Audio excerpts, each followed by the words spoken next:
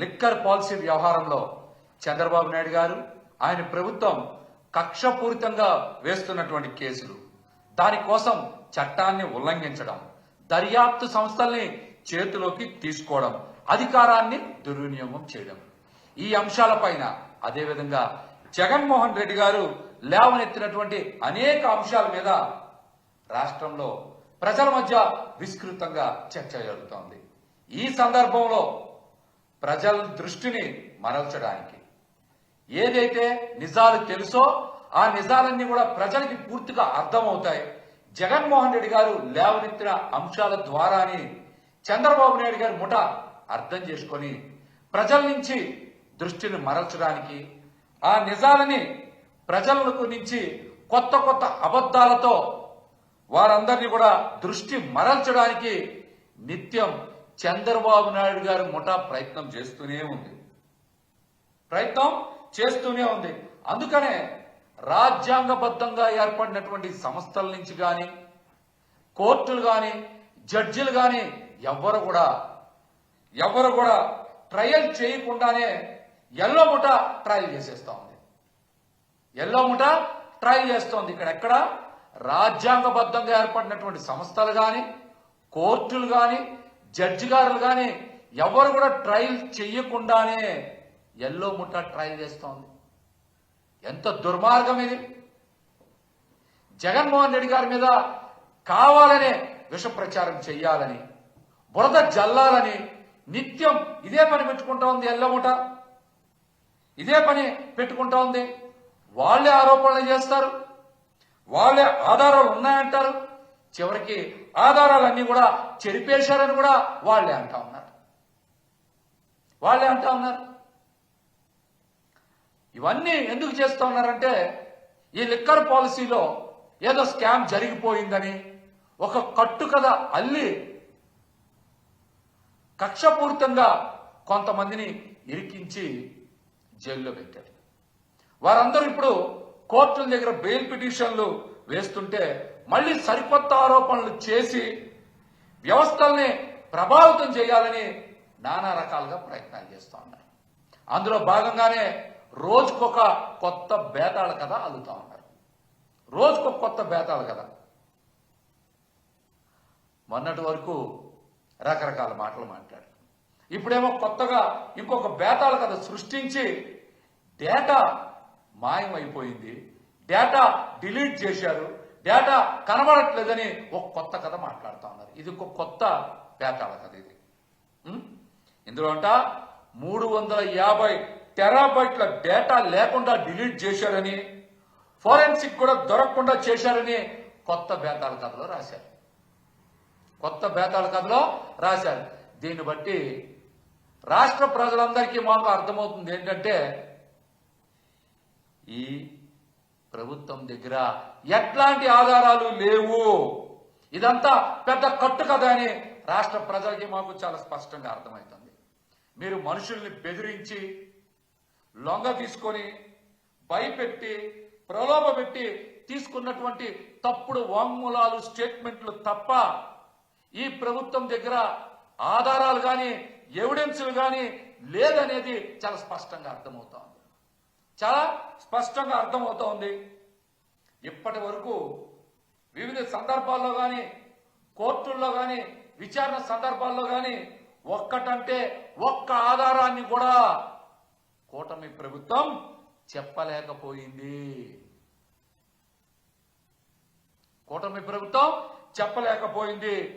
Data delete చేసిన అంశంలో AP beverage corporation కి సంబంధించిన అంశం. డేటా డిలీట్ అయితే బెవరేజ్ కార్పొరేషన్ మీద మీరు ఎందుకు కేసులు పెట్టడం లేదు? ఈ బాధ్యత మొత్తం కూడా ఆ డిపార్ట్మెంట్దే కదా. మరి అంత పెద్ద తప్పు చేస్తే మరి ఆ కార్పొరేషన్ మీద కానీ, మీరు అక్కడ పనిచేస్తున్న వాళ్ళ మీద కానీ ఎందుకు కేసు పెట్టట్లేదని మేము సూటిగా ప్రశ్నిస్తా ఉన్నాం. ఈ అంశం మీద మీరు రాష్ట్ర ప్రజలకు సమాధానం చెప్పాలి. ఒక బెవరేజ్ కార్పొరేషనే కాదు, డేటా కావాలనుకుంటే మీరు వివిధ కంపెనీలకు సంబంధించినటువంటి లిక్కర్ సరఫరా, ఎగుమతులు, కొనుగోళ్లు ఎక్సైజ్ మినహాయింపులు, ఆర్థిక లావాదేవీల వ్యవహారాలు కూడా మాయమయ్యాయని చెప్తున్నారు కదా. మరి అది నేరమే కదా. మరి ఆ కంపెనీల మీద కేసులు ఎందుకు పెట్టట్లా మీరు? డేటా మాయమైతే ఆ బాధ్యత బెవరేజ్ కార్పొరేషన్ది, మరి వాళ్ళ మీద కేసులు పెట్టట్లా. అట్లాగే కంపెనీల దగ్గర నుంచి కూడా డేటా మాయమైందని చెప్తున్నారు, మరి ఆ కంపెనీల మీద కూడా మీరు కేసులు ఎందుకు పెట్టట్లా? ఇది ప్రభుత్వం తరఫున బెవరేజ్ కార్పొరేషన్ చేసినటువంటి వ్యాపారం అంతా ఏదో తోపుడు బళ్ళ వ్యాపారం లాగా, రోడ్ల పక్కన చేసుకునే వ్యాపారం లాగా మీరు భావించి ప్రచారాలు రాతలు రాస్తున్నారన్నట్టు అనిపిస్తోంది అందరికీ కూడా. అందరికి అలా అనిపిస్తోంది. దేశంలో ఏదైనా కంపెనీ చట్టబద్ధంగా రిజిస్టర్ అయితే వాటి కార్యకలాపాలు కానీ, ఉత్పత్తులు కానీ, సరఫరా కానీ, ఎండ్ యూజర్ కానీ ఇదంతా క్రమ పద్ధతిని జరుగుతుంది. అన్ని వ్యవహారాలు డిజిటలైజేషన్ ప్రక్రియ ఉంటుంది. ఆ మేర పన్నుల చెల్లింపులు, మినహాయింపులు కూడా కంపెనీలు పొందుతాయి. ఒకవేళ డేటా బెవరేజ్ కార్పొరేషన్ దగ్గర కనుక లేకపోతే, డిలీట్ అయితే, మీరు సంబంధిత డిపార్ట్మెంట్ల దగ్గర నుంచి, వివిధ ఏజెన్సీల దగ్గర నుంచి డేటా తీసుకోవచ్చు కదా. వాళ్ళ దగ్గర డేటా ఉంటుంది కదా. ఎందుకు ఈ అంశాలను ప్రస్తావించారు మీరు? ఒక కంపెనీ మరొక కంపెనీకి ముడి సరుకు పంపితే ఆ కంపెనీ దగ్గర డేటా ఉంటుంది. సప్లై చైన్ లో ఇతర కంపెనీలు అన్నిటి దగ్గర కూడా సప్లై చేస్తే డేటా ఉంటుంది. చివరికి పన్ను ఏ ఉత్పత్తుల ఆధారంగా వేశారో ఆ డిపార్ట్మెంట్ల వద్ద కూడా డేటా ఉంటుంది. మరి అలాంటప్పుడు ఇంత డేటా లేదని ఏ విధంగా చెప్పగలుగుతారు? ఏ విధంగా చెప్పగలుగుతారు? డేటా లేదని చెప్పడం కట్టుకథ కాదా? కట్టుకథ కాదా? ప్రజల్ని ఏమార్చాలని చూస్తారా? దీనికి చంద్రబాబు నాయుడు గారు కూటమి ప్రభుత్వం సమాధానం చెప్పాలి. ఒకవేళ డేటా కనుక లేకపోతే ఈ చైన్లో అందరూ కూడా నేరం చేసినట్టే కదా. మరి వాళ్ళందరి మీద కూడా కేసులు పెట్టాలి కదా. బెవరేజ్ కార్పొరేషన్ మీద పెట్టాలి, కంపెనీల మీద పెట్టాలి, లేకపోతే వివిధ ఏజెన్సీల మీద కూడా కేసులు పెట్టాలి కదా. ఎందుకు పెట్టరు మీరు? ఎందుకు పెట్టరు? ఇది కట్టు కదా, బేతాళ కదా, లేకపోతే కల్పిత కదా? చంద్రబాబు నాయుడు గారు మీరు సమాధానం చెప్పాలి ఈ అంశం మీద. చిన్నపిల్లల్ని అడిగినా చెప్తారు డేటా ఎక్కడ దొరికిందో. ఇంత మాయ ఏంటి? ఇంత దుర్మార్గం అసలు. ఇక్కడ మద్యం తయారు చేసిన కంపెనీల నుంచి బెవరేజ్ కార్పొరేషన్కి మద్యం సరఫరా అవుతుంది. అక్కడి నుంచి ప్రభుత్వ దుకాణాలకి, అక్కడి నుంచి ఎండ్ యూజర్లకు వెళ్తుంది. ఈ ప్రక్రియ మొత్తంలో కూడా క్యూఆర్ కోడ్ అన్నది చాలా చాలా కీలకమైనటువంటి అంశం. క్యూఆర్ కోడ్ అనేది కంపెనీల దగ్గర నుంచి బెవరేజ్ కార్పొరేషన్కి, బెవరేజ్ కార్పొరేషన్ నుంచి ప్రభుత్వ మద్యం దుకాణాలకి, ప్రభుత్వ మద్యం దుకాణాల నుంచి ఎండ్ యూజర్లకే వెళ్తుంది కదా. ఈ ప్రక్రియ మొత్తంలో కూడా క్యూఆర్ కోడ్ అనేది చాలా కీలకం. మరి ఆ క్యూఆర్ కోడ్ని చూసుకుంటే ఎంత సరుకు వచ్చింది, ఎంత సప్లై అయింది, ఏ బ్రాండ్ ఎంత మేరకు వెళ్తుంది అన్న దానిపై చాలా స్పష్టమైన సమాచారం ఉంటుంది కదా. అట్లాంటి వ్యవస్థల్లోనే డేటా చెరిపేశారని, డేటా దొరకట్లేదని తప్పుడు రాతలు రాయడం దేనికి సంకేతం? ఈ ప్రభుత్వం అభివృద్ధి చేయలేదు, సంక్షేమం చేయలేదు, అంతా మాయా బోటక ప్రచారమే. ఏదో చేస్తున్నట్టు భ్రమలు కల్పించడం, ఈ అన్నిటి నుంచి ప్రజల్ని పక్కదారి పట్టించడానికి రోజుకొక కథ సృష్టించడం, రోజుకొక కథ సృష్టించడం. మరి ఇవన్నీ పై అంశాలన్నీ కూడా మనం చూసుకుంటే ఈ ప్రభుత్వం దగ్గర ఎట్లాంటి ఆధారాలు లేవు. జగన్మోహన్ రెడ్డి గారి హయాంలో లిక్కర్ పాలసీ చాలా పారదర్శకంగా అమలు జరిగింది. ఎటువంటి స్కామ్ జరగలేదన్నది చాలా స్పష్టంగా అర్థమైంది, చాలా స్పష్టంగా అర్థమవుతుంది. మీ దగ్గర ఉన్నవన్నీ కూడా తప్పుడు వాంగ్మూలాలే కదా. బెదిరించో, లొంగ తీసుకొనో, ప్రలోభ పెట్టో తీసుకునే కదా. ఇవి న్యాయ పరిధిలో వీటికి విలువ ఉండదు, వీటికి విలువ ఉండదు. పదే పదే చెప్తా ఉన్నాం, ఆరోపణలు మీరే చేస్తారు, అవినీతి జరిగిందంటారు, మళ్ళీ ఆధారాలు మీరే లేవని రాస్తా ఉన్నారు. దీన్ని ఏమనుకోవాలి? మీ ఊసరు వెళ్ళి రాజకీయాల్ని ప్రజలు చాలా నిష్టంగా గమనిస్తా ఉన్నారు, చాలా నిష్టంగా గమనిస్తా ఉన్నారు. అసలు కూటమి ప్రభుత్వానికి కానీ, మంత్రులకు కానీ, ఆ నాయకులకు కానీ అసలు క్లారిటీయే లేదు, క్లారిటీయే లేదు. మొన్నటి వరకు లిక్కర్ వ్యవహారంలో రాజు కసిరెడ్డి చాలా కీలకం అన్నారు, తర్వాత ధనుంజయ రెడ్డి గారు అన్నారు, ఆ తర్వాత కృష్ణమోహన్ రెడ్డి గారు అంటున్నారు, మళ్ళీ నిన్నటి నుంచి మిథున్ రెడ్డి గారు అంటున్నారు. అసలు వాళ్ళకి ఏమన్నా అవగాహన ఉందా? క్లారిటీ ఉందా? చెప్పండి. లేని కేసును సృష్టించి రోజుకు అబద్ధం వంట వార్చడం, దాన్ని వాళ్ళకి నచ్చిన పత్రికల్లో నుంచి ఆ ఎల్లో మీడియా ద్వారా అందరి మీద చల్లడం, ఇదే పని. అసలు లిక్కర్ వ్యవహారంలో లోక్సభ సభ్యులైనటువంటి మిథున్ రెడ్డి గారికి ఏం సంబంధం? బెవరేజ్ కార్పొరేషన్ లో ఆయనకి ఏం పాత్ర ఉంది? లిక్కర్ పాలసీతో ఆయనకి ఏం సంబంధం ఉంది? ఆయన ఎట్లాంటి సమావేశాల్లో పాల్గొనలేదని దమ్ముంటే గూగుల్ టెక్ ద్వారా ఆయన నిరూపించాలని మిథున్ రెడ్డి గారు సవాల్ ఇసిరితే, ఆ సవాల్కి ఇంతవరకు తెలుగుదేశం కానీ, కూటమి నాయకులు కానీ, ఒక్కరు కానీ స్పందించలా. ఎందుకు మిథున్ రెడ్డి గారి సవాల్ని మీరు స్వీకరించలేదని మిమ్మల్ని సూటిగా ప్రశ్నిస్తా ఉన్నాం. మిథున్ రెడ్డి గారి సంస్థలో గంట ఒక 5 కోట్లు బదిలీ అయింది అంట. అవి 6 సంవత్సరాల కింద జరిగిన వ్యవహారం కదా అది.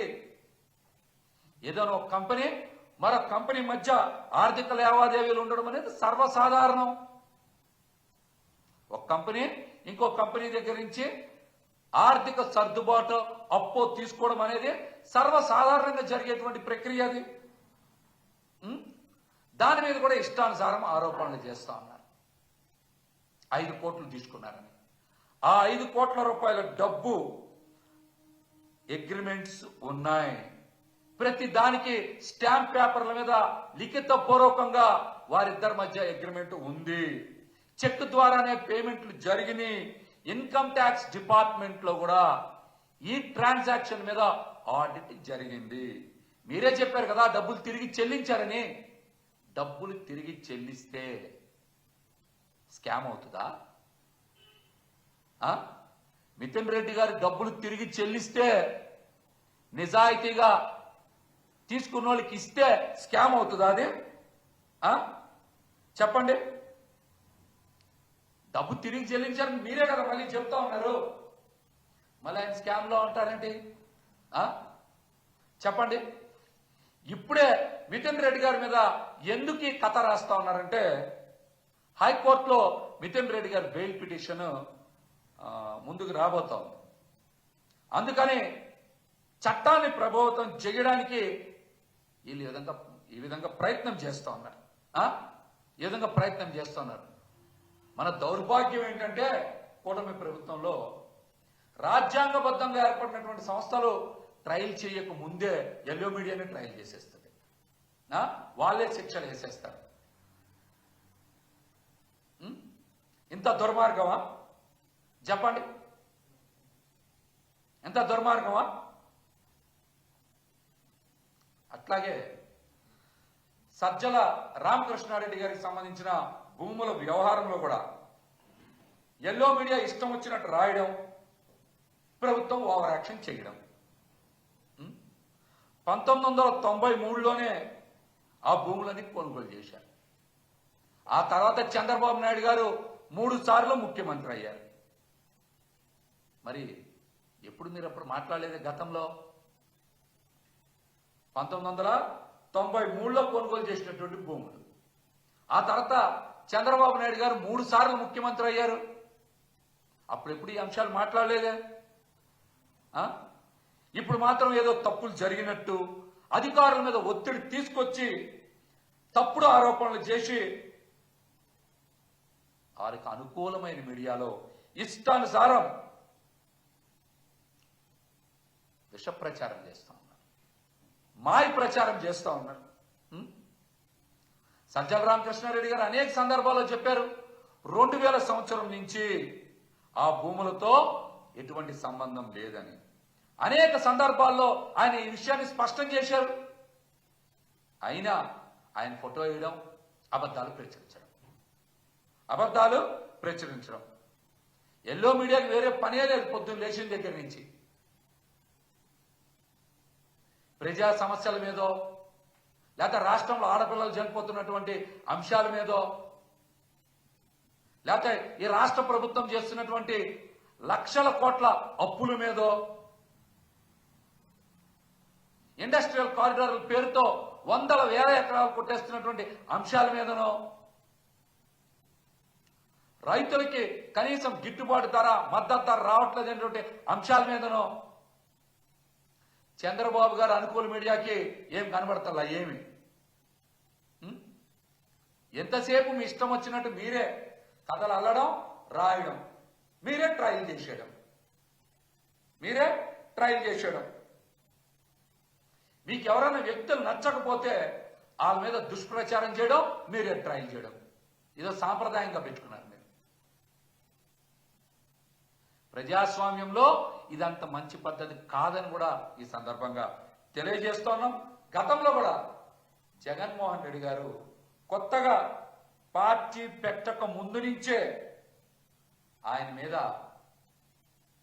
ఆరోపణలు చేసి తెలుగుదేశం పార్టీ, కాంగ్రెస్ పార్టీ, కేంద్ర రాష్ట్ర ప్రభుత్వాలు కుమ్మక్కై తప్పుడు కేసులు పెట్టాయి. ఆ రోజున కూడా ఎల్లో మీడియా జగన్మోహన్ రెడ్డి గారి మీద ఇష్టానుసారం దుష్ప్రచారం చేశారు. వాళ్లే ట్రయల్ చేశారు, జడ్జిమెంట్ ఇచ్చారు. ఈ అన్ని విషయాలు ప్రజలకు గుర్తున్నాయి. ఇప్పుడు కూడా అదే తంతు. ఇలాంటి గేమ్ ప్లాన్స్ ఎల్లకాలం చెల్లవనే విషయం మీరందరూ గుర్తు పెట్టుకుంటే మంచిదని కూడా హెచ్చరిస్తా ఉన్నాం.